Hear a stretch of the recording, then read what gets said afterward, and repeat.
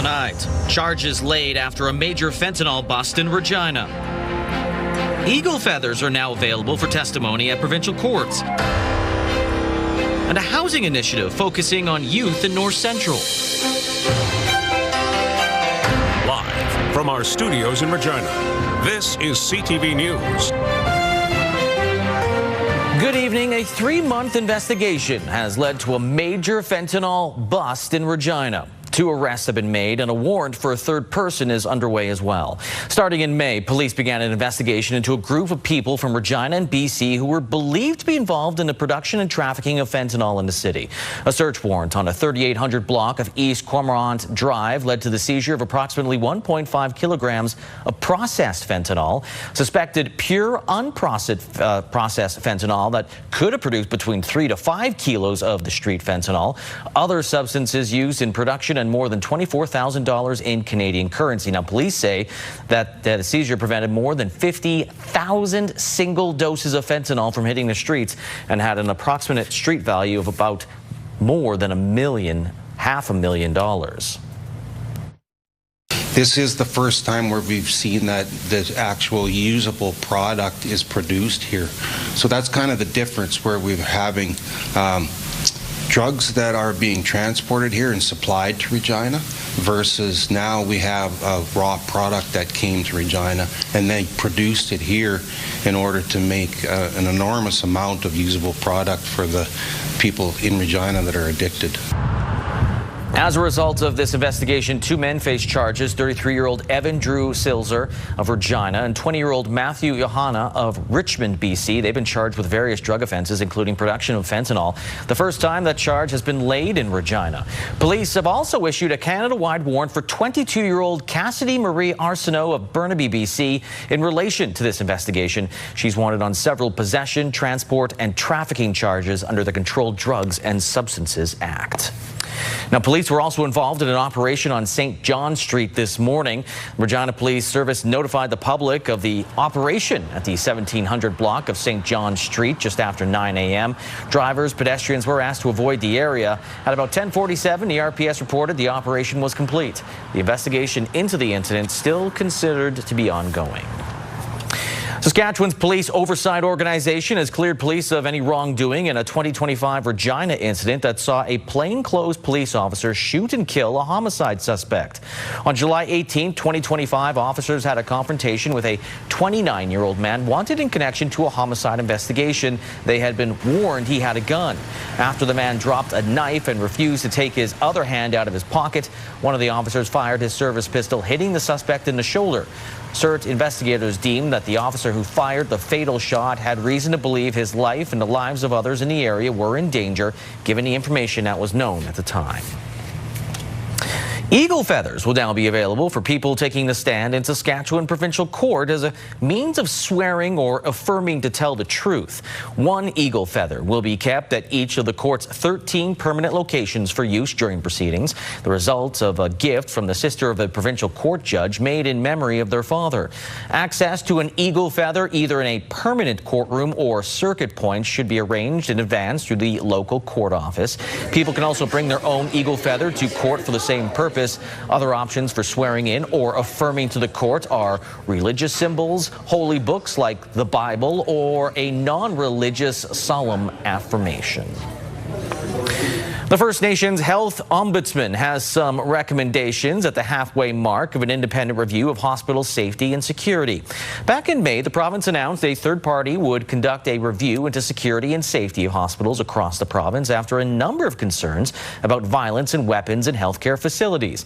Diane Lafond, the First Nations Health Ombudsman, recently met with former Saskatoon Police Chief Clive Wayhill, who is leading the review. Lafond presented 3 recommendations for him to consider, including bringing more Indigenous voices to the table, strengthening security accountability, and reviewing security intervention.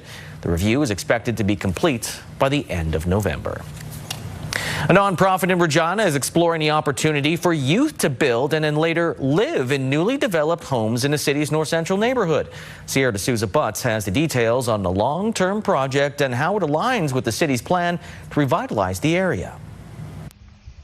Growing Young Movers aims to eliminate gaps for youth within Regina's North Central community. If we give opportunities to people that maybe have more barriers than others and are dealing with more challenges than many in this city, they will flourish. As part of their mission, the nonprofit plans to develop a Building Futures Collective hub to support youth employment, neighborhood revitalization, and future housing construction. Having an opportunity to teach the trades and get young people potentially building and renovating homes is just another opportunity. It's another opportunity to grow and think maybe that's a pathway for me as a career, but it's also allowing young people to have a safe space to live. In support of the project, Regina Executive Committee unanimously approved transferring the property located on 1202 Ritalik Street from the Saskatchewan Housing Corporation to the city to provide the land for Growing Young Movers. The work that Growing Young Movers is doing is a core part of North Central revitalization. And I think this is a great a piece of momentum that we can use and a group that we can leverage to help do more of this, where we partner with community. The committee also recommends the City of Regina allocate $300,000 from its Housing Accelerator Fund, which is designated for North Central revitalization. They want to see their community thrive, and so I think as a city, it's an opportunity for us to lean into that and to work together and partner with groups like that, and this is a great step forward in that. Growing Young Movers says this is the first step towards supporting youth from the North Central area for decades to come. Final approval for the purchase of the property will be presented to Regina City Council next Wednesday. Sierra D'Souza Butts, CTV News, Regina. Well, Premier Scott Moe shared his thoughts today on a tentative trade deal with the United States. While the fine details are being worked on, Moe said this broad agreement is good for Saskatchewan, Canada, and the world. CTV News has learned tariffs in certain sectors like steel and aluminum are being reduced as part of the agreement with the United States. While these tariffs have only affected roughly 5% of the Saskatchewan economy, Moe says the status quo was not possible, and negotiators had to find the best path forward. You need to make every effort to come to a trade agreement with your largest trading partner. Should they move away from this deal in a month or 3 months or 6 months, that is beyond the control of myself or Prime Minister Carney or anyone in Canada for that matter. Moe says Prime Minister Mark Carney has asked Canadian premiers to put American booze back on the shelves for this deal to move forward, but that is, of course, something Saskatchewan already did last year. The Saskatchewan NDP is repeating its call for the province to bring in relief on fuel taxes. Speaking in Regina today, the NDP says lowering the price of gas needs to be part of cost of living relief heading into back-to-school season, especially given higher revenues the opposition says are not being passed on. A similar call was made by the Canadian Taxpayers Federation last week, especially with the federal fuel tax pause set to expire on Labor Day. The federal government did the right thing by cutting the federal excise tax by 10 cents. That should have been matched by the provincial government scrapping the provincial fuel tax, which is actually 15 cents a litre. In a response, the government reiterated it has no plans to cut more than $500 million in provincial gas tax revenues, which are all invested into funding Saskatchewan's highways and related infrastructure.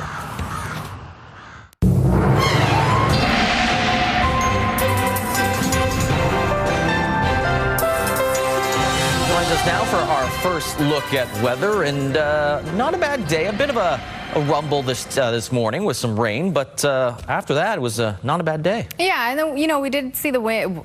We felt the winds gusting quite high, up to about 50 kilometers an hour in parts of southern Saskatchewan, Lee. So a bit windy, but very warm. Definitely started out with some rain, depending on where you were in southern Saskatchewan. But temperature-wise, here in Regina, we warmed up to just over 28 degrees for our high. Felt closer to 30 at times late this afternoon, and that's basically the theme that'll continue as we head into the end of this work week and approach our weekend. We're going to continue to see sunny, clear conditions and those warm temperatures. Could expect to see some rain heading into about Sunday, but between now and then, we're just we're having a great summer week here. As you can take a look on the radar satellite, not much to show you for central southern Saskatchewan. Could see some rain, scattered precipitation in the northern parts of the province over the next few days, but temperatures is the big thing for this week, and they are well above seasonal. I'll have details in your full forecast. Lee? Cool beans. During the summer months, most children are having fun in the sun, going to camp, or maybe swimming at the local pool, but not a young girl from Melville. As Regina tells us, she has spent the last few months making bracelets for 2 RCMP officers who risked their lives in the community. Almost 2 months since 2 RCMP officers were injured in a shooting in Melville, community efforts to help haven't slowed down. One of the people lending a hand is 10-year-old Hadley Polk. I'm selling bracelets. All the money that I'll make is going towards the injured officers. She comes from a family of RCMP officers and is close with the Mounties who were shot, so she didn't hesitate when it came to support. She actually spent time in Regina with the officers, and she sat with one of them from the day after it happened until he initially got to come home. So she got right to work when she got home. Hadley's bracelets debuted at the fundraiser organized by Melville firefighters in July. She raised over $4,000 at the initial fundraiser, so then she came home and made about 200, 300 more bracelets, and she just kept going. Her venture is proving widely popular, with both Melville residents and visitors stopping by her booth to donate. I was expecting like a couple hundred, but then, well, now I'm just kind of at 8,000. And then I see Hadley and their family doing all this. I'm like, I need to donate. He's a great part of the community, and I think it's really important to me that we're raising this money for him and Dave. As the community rallies behind the 2 officers, Hadley knows that she's helping make a difference. She says from the hundreds of bracelets Hadley's made, some have made their way back to one of the officers they are meant to support. I think one of them is very proud of me. He even wears some of my bracelets around, and he doesn't take it off now. One day, her mother says, Hadley may follow in her family's footsteps and join the RCMP herself. And for now, she continues to serve her community through art. Regina, CTV News, Melville. The Hospitals of Regina Foundation has unveiled a grand prize show home for their 2026 fall lottery. A news conference was held this morning at the $1.8 million show home located in Emerald Park. The home comes fully furnished and landscaped along with $25,000 in cash. There is a total of $3 million in prizes to be won, including trips to Jamaica, Australia, and Bora Bora. The money raised by the lottery will support Regina hospitals and improve the quality of life for those living in southern Saskatchewan. The Hospitals of Regina Foundation funds numerous healthcare units, but one area that receives funding every year is the neonatal intensive care unit. The way society cares about children is indicative of its maturity, if you wish. If we don't care for these babies when they need us the most and when they are at their most vulnerable, when are we going to do that? Tickets are available online or at the Grand Prize Show Home in Emerald Park. The show home is open for tours Thursday and Friday evenings, as well as Saturday and Sunday afternoons. Well, it's one of the more unique tourist attractions in southern Saskatchewan, the St. Victor Petroglyphs Provincial Historic Park, southeast of Assiniboia. There are 300 ancient carvings offering a glimpse into life on the prairies for Indigenous people. As Mick Fable tells us, new testing is being conducted to try to find out when people first visited the area. This cliff overseeing a scenic area in southern Saskatchewan is filled with petroglyphs made hundreds of years ago. Now, thanks to carbon-14 testing and some digging, it's becoming more clear when people possibly first set foot here. We sent away material from a 10 to 20 centimeter level, and we got a date back of the year 900 AD. And then the other one was at 50 centimeters down, and that one dated at 120 BC. For generations, there have been questions as to who made the petroglyphs. According to one find, it likely was a meetup spot for tribes from all directions. When you're dealing with maybe 7 different varieties of pottery, all coming out of one washout, that tells you that somewhere at some time, everybody from all these different pottery makers showed up here. The St. Victor petroglyphs are a protected site, now a part of a provincial historic park. Linda Benson is bringing her friend Janice McCrum to see the carvings for the first time and to experience one of Saskatchewan's most glorious viewpoints. Just a very spiritual place, which I think that's what the petroglyphs are all about. Yeah. Very spiritual. So very lovely, especially coming from the city, believe me, it's an overwhelming experience. We have a human foot on the far side, with a tiny human foot sitting there. Monroe has been giving tours of this site for 40 years. Over that time, many petroglyphs have been found. Some can only be seen with the right lighting. If you come in April, you get a different sunlight. May is different, right through to the end of September. The light hits them at a different angle, and suddenly one pops out you haven't seen for a couple years. So that's the excitement of the whole site. Animals, people, teepees, footprints, all reflections of life for Indigenous peoples before first contact. Over 360 petroglyphs have been found at the site, along with a number of artifacts now housed at the museum down the road. A place always open to sharing one of Saskatchewan's unique wonders. Mick Favel, CTV News, St. Victor Petroglyphs. Still ahead, what we know about the tentative trade deal with Canada and the U.S. And Israel's military is investigating the conduct of some of their troops in Gaza.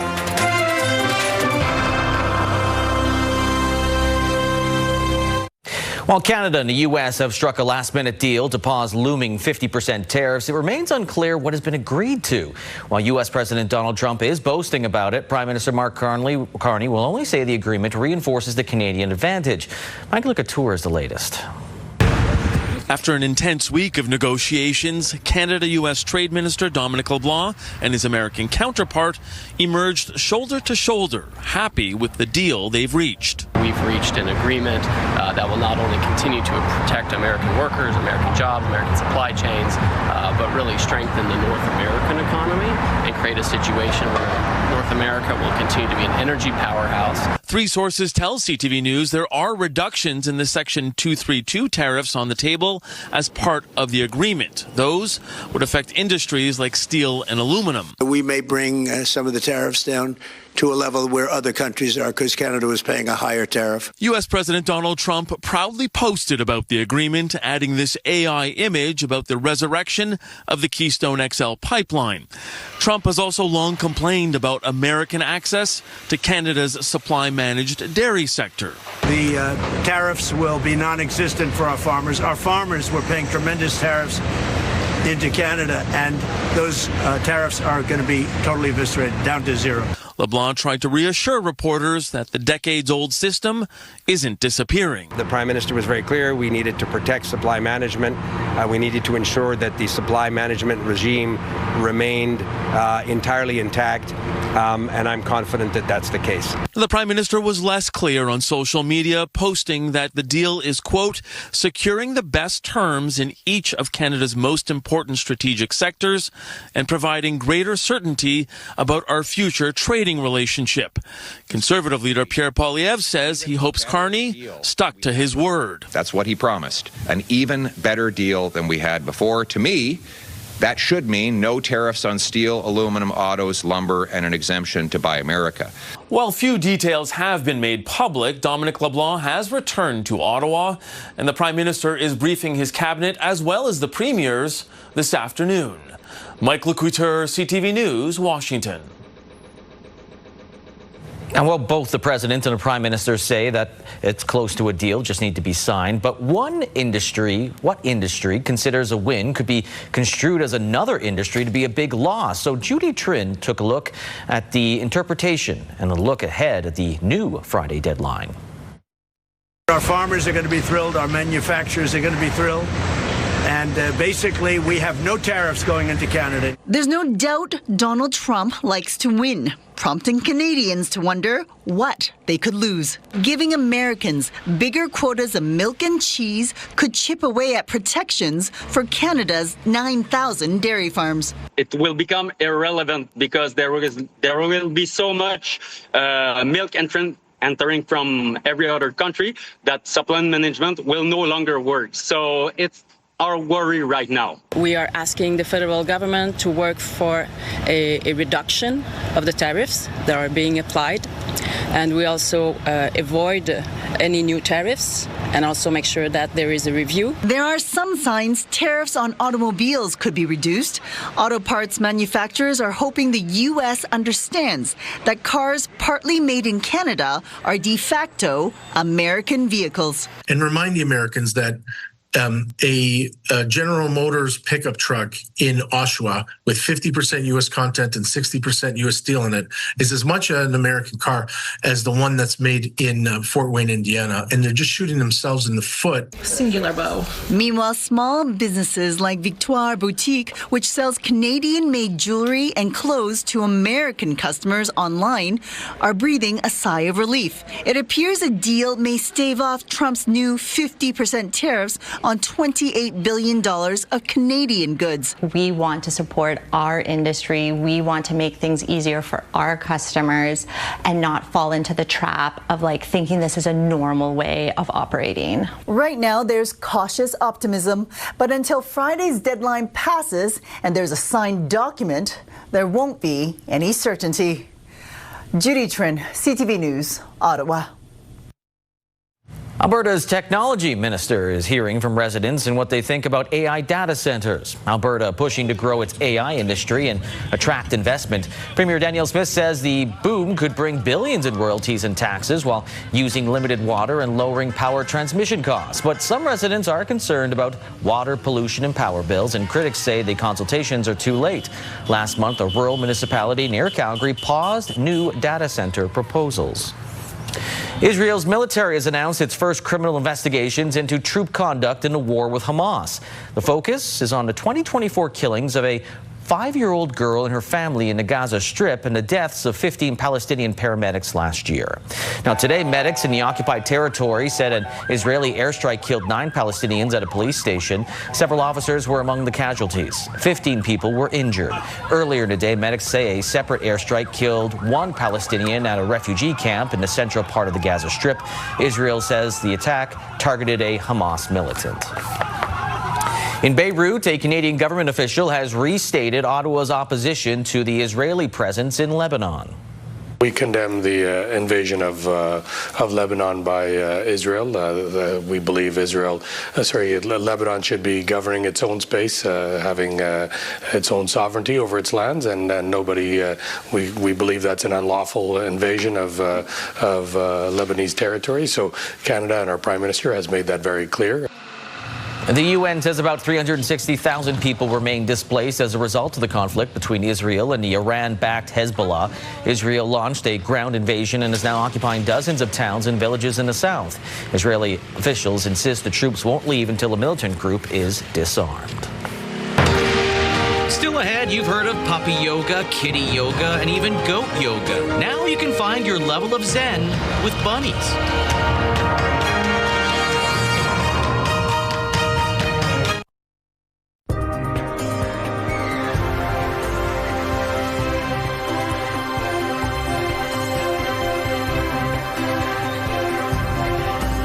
Welcome back. Let's take a look at what your forecast is looking like heading into the end of this work week. It was a beautiful day today, minus the wind. The wind is still gusting up to about 50 kilometers an hour right now in the Regina area. 27 right now, feeling more like 29. Felt like 30 at times throughout this afternoon. So a very warm day in the Queen City, along with some strong wind gusts throughout this afternoon. I think at times it was gusting up to about 55 kilometers an hour. Now, the winds will calm just a little as we head into Thursday and Friday and approach the weekend, and also not expecting to see much in terms of precipitation, at least not for southern Saskatchewan. We may see some scattered precipitation in the north, but as we head into the rest of this week, we will see a little bit of that cloud cover rolling in and out throughout the province, but we're still expecting to see mainly sunny conditions for the next few days at least, until we get into about Sunday, where we'll see a little bit of a shift. In terms of tomorrow morning, starting out the day mostly clear for much of Saskatchewan, we will see a little bit more of that cloud cover rolling in, along with some scattered precipitation. Again, more so just north of the Saskatoon area and just north of Prince Albert. And by the time we get into Thursday evening, once again, a lot of that cloud cover breaking up, seeing mostly clear conditions to end Thursday and then heading into Friday morning. Swift Current, Maple Creek could see a little bit of the cloud conditions and possibly some scattered pop-up showers. I don't even want to say showers, just some light possible rain possibly in the area, but other than that, like you can see on the map there, by Friday evening, we're back to completely clear conditions to set you up for a wonderful Saturday. As I said, by Sunday, we'll see a little bit of a change where we could see more cloud cover rolling in and rain expected for some parts of Saskatchewan, but temperatures will remain quite nice. A little cooler for La Loche tomorrow at 21, mostly cloudy, 23 and cloudy for L'Orange, 25 with a mix of sun and cloud for Prince Albert and Lloydminster, warming up to 24 degrees with a mix of sun and cloud. And if we take a closer look into the Saskatoon area, tonight we're back into seasonal range for the low, and then tomorrow warming up to 26 degrees with a mix of sun and cloud, and North Battleford, Yorkton both expecting to warm up to 25 with a mix of sun and cloud. Over in the southwest, slightly warmer, closer to the 30-degree mark for Maple Creek, 29, a mix of sun and cloud. Swift Current, mainly sunny, 28 degrees, and 28 with a little bit more cloud cover expected for the Moose Jaw area with a mix of sun and cloud. And the southeast, same story, 28 mainly sunny for Weyburn, 27 and a mix of sun and cloud for Estevan, and Assiniboia 28 and a mix of sun and cloud. If we take a closer look at Regina tonight, we've got clear conditions. 12 degrees is our expected low, again back into that seasonal range, and tomorrow climbing by a couple degrees warmer than our seasonal at 27 degrees. Nothing but sunshine, but the wind sitting at about 30 kilometers an hour. No high wind gusts expected, and I think that's going to stay that way until we get into next week. In terms of what's to come for the next 7 days, here's what we've got coming up. Sunny and 27 tomorrow, sunny and 26 on Friday, with the wind slightly picking up to about 40 kilometers an hour. By Saturday, we're looking at 28, and that's going to stay the same by the time we get to Sunday. But Sunday, as I mentioned, is where we start to see a bit of a change. More cloud cover rolling in. Some areas will see some rain coming through their areas, but again, Sunday could be some scattered precipitation in and around the Regina area. But Monday, we're back into sunny conditions. 26 is the expected high. I do want to point out, though, Monday is looking like we might see some stronger wind gusts, gusting up to 60 kilometers an hour. And then by Tuesday, back to calmer winds, sunny conditions, 25 degrees. And by Wednesday next week, a mix of sun and cloud, 26. So as we're nearing the end of August, we're still looking at some really nice summer temperatures and a lot of sunshine, Lee. And that is the start of the last full week of summer vacation for at least the students in Regina. Are you counting down to that? No, not really. Okay. No. No. Thanks. No, I'm not. Well, for some people, yoga, it's all about finding your inner peace. But at one farm east of Saskatoon, it's all about fluffy distractions. As Carla Shinkaruk tells us, forget about downward dog or cat-cow stretch. A bunny hop is more the standard in this class. Plant your hands, step to plank. This may look like a regular yoga class, but thanks to a few dozen fuzzy distractions, it's anything but. As you watch their little noses wiggle and their ears, there is a joy that rises up from within you because they are so cute. For instructor Alicia Iwanchuk, the bunnies add a special type of zen. A lot of people aren't coming to bunny yoga to get the whole zen yoga experience, but it is getting them in their body and it is bringing joy into their life. There are a few repeat customers, but many people are hopping into their very first bunny yoga class. Just thought it would be a fun summer thing to do. Beautiful evening. Love animals.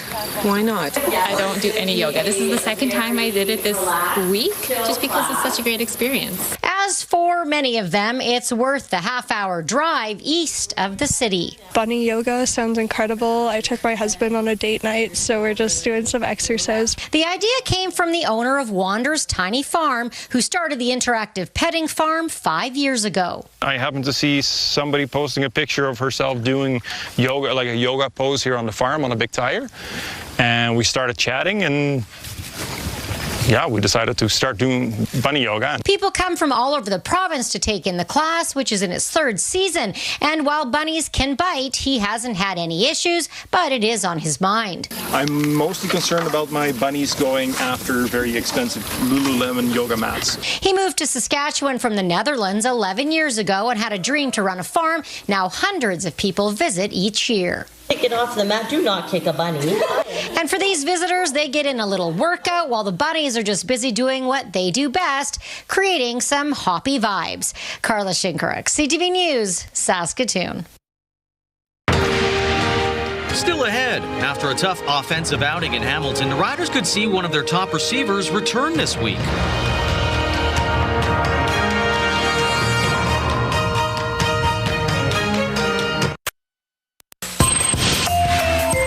Here's what's happening in our community. An early shift pop-up dance for women will be happening on August 21st, starting at 6 p.m. at the Artesian at 2627 13th Avenue. For more details, head to earlyshift.ca. And the Arcola Rough Stock Rodeo will be held on August 21st at 6:30 at Arcola Rodeo Grounds in Arcola. All the details you can get by emailing arcolarodeo@gmail.com. Submit your event to our community by visiting our website, ctvregina.ca, and click Community Calendar or scan the QR code on your screen.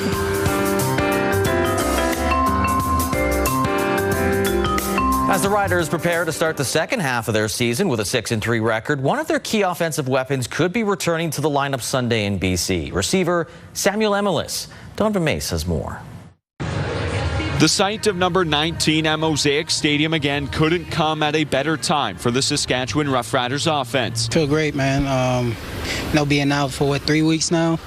Just being back outside with the boys felt amazing. Emilus missing the last 3 games with a foot injury, but is trending toward an early return to the Riders lineup after being a full participant at practice Wednesday for the first time in weeks. Me being a competitor, I wanted to play, but it was also being smart because it's a long season. Emilus sustaining the injury in Week 8 against the Elks. They go left, caught, touchdown, Samuel Emilus. Went from being a game-time decision in Week 9 to the 6-game injured list the following week as a precaution. Down inside the 5, and Johnson gets up. In his absence, the Riders also losing Kean Schaefer-Baker to injury, meaning several young receivers stepped in their place. It's tough, but thankfully guys stepped up. I missed 3 games. I think we won 2. So guys that had to replace me stepped up, and we kind of see what they can bring to the table. Those guys have done a good job filling in for them and getting experience. So down the road, if they're ever needed, we know we can count on them. However, Emilus is eligible to remain on the injured list for at least another 3 games, and even should he return early, 12 other Riders remain on the 6 game. It's always good to see people back on the field.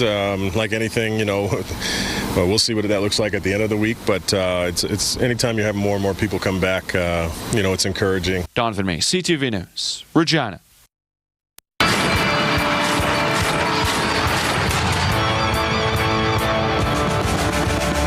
And welcome to another edition of X's and O's with West Cape's Riders in BC to face the Lions on Sunday, West. And they're coming off that loss against Hamilton where essentially Trey Ford came in and destroyed everything. The defense just couldn't stop him.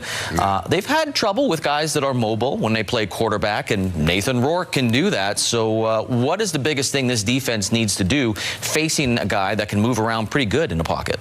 Yeah, I think, really it comes down to, I feel like the Riders against Hamilton really just played it a little too vanilla on defense. I think because of some of the issues with the secondary, they kind of figured they would not put any defense or DBs in any binds and really just sit back in kind of a shell coverage and let the linebackers maybe try to sneak into some of those underneath passing zones and maybe turn them over. But it didn't happen with Frost, and definitely didn't happen with Trey Ford either. Obviously, Trey runs around a little more. He made some big plays late in that game in the 3rd quarter and in the 4th.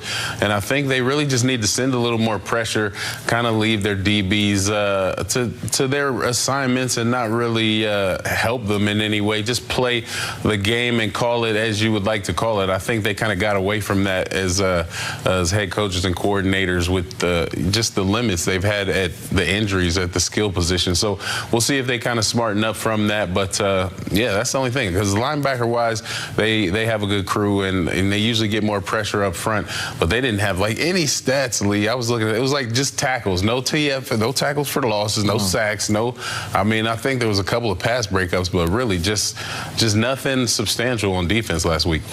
And Nathan Rourke's going to get his own. He's going to get some yards running the ball, too. You just got to make sure he doesn't damage you too much. And to be honest, the Lions' offense isn't clicking right now as we've seen before in the past. So hopefully they'll be able to work on that. The riders, as is. What about the offense, though, Wes? I don't know if I've seen Trevor Harris like that in a long time, just making some bad reads or just a little bit under pressure. Yeah, I think they kept it a little too vanilla on offense as well, Lee. And I think Hamilton came in saying we doubt they're going to lean heavily on the run. They're probably going to look for Trevor Harris to kind of win this with his arm. So they just kind of sat back, you know what I mean, made him have to dink and dunk. And then when he really did try to throw it to the second, third level, he missed a couple shots and he had a couple of picks, right? Obviously, that one late in the game, he's really probably just throwing in the pressure, trying to get it in a tight window and missed. But, yeah, the offense definitely kind of just maybe run a couple more screens. I feel like the Riders have kind of gotten away from their screen game again. Their screen game a little bit since last season. I feel like they ran a lot more, and they started off earlier in the season with a few to Kean Schaefer-Baker. Maybe they feel like their personnel isn't necessarily best for that. But, yeah, stick to the run or be a little heavier on the run, and then maybe try to set up some short passes that are designed to try to get to second and third level with the screen game. Even though I'm not a big fan of wide receiver screens, they do have their purpose. Now, the running game star Thomas, 9 attempts, 4 yards per average. It's not that bad. So whether he gets the call or if Quali Conley's good to go, he's been able to show that he can get the job done too. So it will be interesting to see if they can get that running game going once again. Yeah. Well, we'll find out what to do in BC. They got to catch up to the Edmonton Elks, who are now ahead of them for first place in the West Division. Analyze that game, plus we'll get you set for their next game against the Argos on another edition of X's and O's. X's and O's, brought to you by Campion College at the University of Regina. Still ahead, why Canadian producers aren't concerned with Australia beef on store shelves.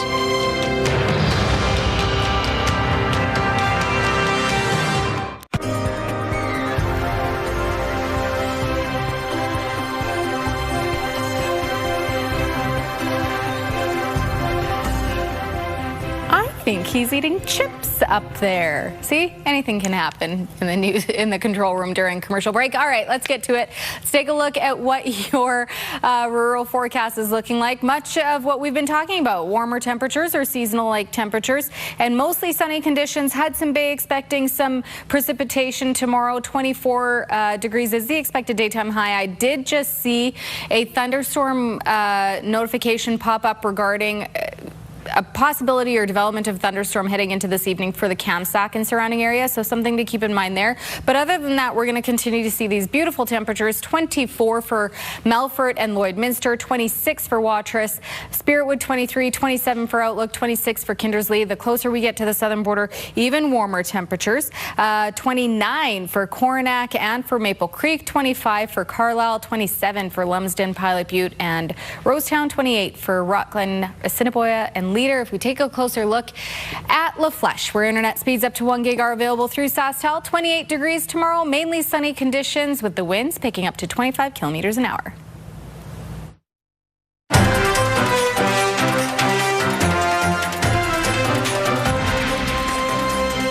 Well, this weekend marks 150 years since the signing of Treaty 6, and one group is commemorating the milestone in a major way.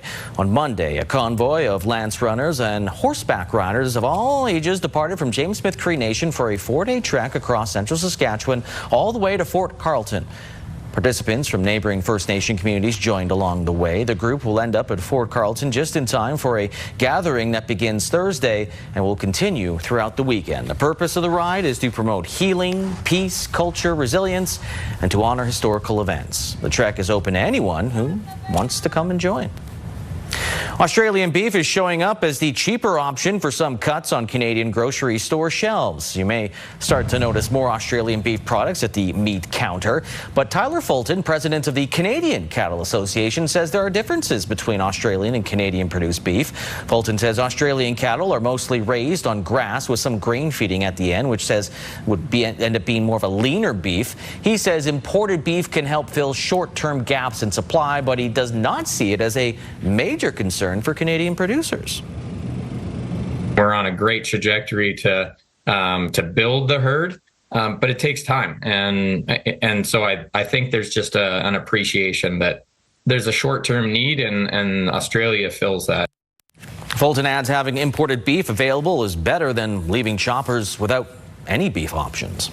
Take a look at the farm markets. Canola street price down $4.50 to $767.95 per ton, while the futures price, it's up $14, sitting at $819.90 per ton.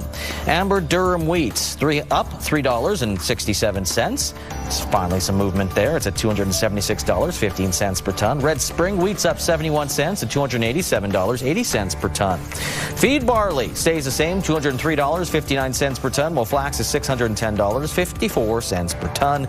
Those prices courtesy of Bunge and Ice Futures Canada. The markets both on the way up. The TSX by 33 points, the Dow Jones by 119 points. The Canadian dollar, it went up a decent amount, almost half a cent to 72.41 cents US.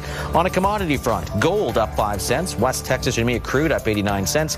Western Canadian Select crude went the other way, down 99 cents. And gas in Regina, if you filled up today, you may have noticed it dropped a little bit. It's at $1.63.9 cents per liter.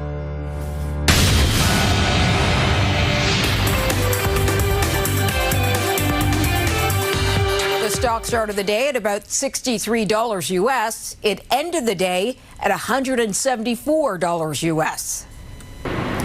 So it ended the day up almost 177% on those positive results for the melanoma vaccine. Now, if approved, the treatment would be the first of a kind. The Moderna and Merck vaccine would be tailored for patients based on their unique tumors. Those who received it at trial lived longer without cancer returning or metastasizing. Amazon has already started using drones to deliver smaller packages, but now says it's ready to expand. It plans to use them to deliver to suburban areas of 500 U.S. cities. The packages have to be 5 pounds or under and will be free for Prime members if the order is worth more than $50 U.S. The Competition Bureau wants to block a proposed deal by Norterra Foods to buy Green Giant and Le Sueur brands in Canada from U.S.-based B&G Foods. Norterra is based in Quebec and has been the producer of both brands in Canada for 30 years. But the Bureau says because Norterra already processes canned and frozen vegetables for Del Monte and Garden brands in Canada, it would lead to less competition in the space. Those are your business headlines. I'm Morella Fernandez.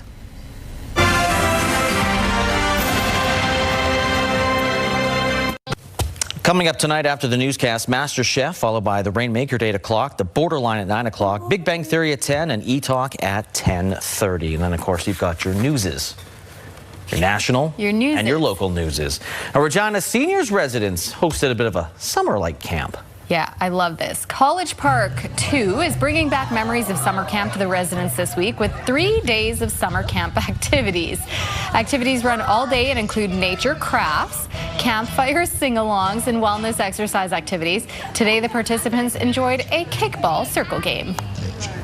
Aww. It's a fun activity that will be engaging for a lot of our residents, creating those memories from like their past times going out camping. So just wanting to recreate some of those past memories they have. I love that. Organizers hope to continue this summer event next year. And a worker at a Milwaukee ice cream parlor has egg and a few liters of custard on his face after a disastrous fumble was caught on camera. So, of course, the employee lifts the large container and before losing control finds himself absolutely covered in a messy custard mix. The worker, was sent home to shower while his coworkers cleaned up the mess. Look at for a brief second, he's like, just keep going. And then he realizes he can't see through his glasses. Oh, no. I think some people have had spills, maybe not custard, but something relatively that bad. That's sad. Yeah, sad. I got no jokes tonight. I've been smelling and breathing in tar from our roof, so. But we'll be back tomorrow. We're just gonna leave. Same time, same place. Same place.